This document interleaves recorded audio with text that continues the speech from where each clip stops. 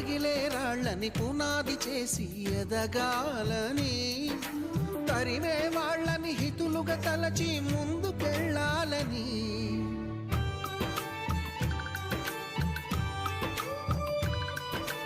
కన్నుల నీటిని కలల సాగుకై వాడుకోవాలని, కాల్చే నిప్పుని ప్రమిదగా మలచి కాంతి పంచాలని, గుండెతో ధైర్యం చెప్పెను, చూపుతో మార్గం చెప్పెను, అడుగుతో గమ్యం చెప్పెను. నేనున్నానని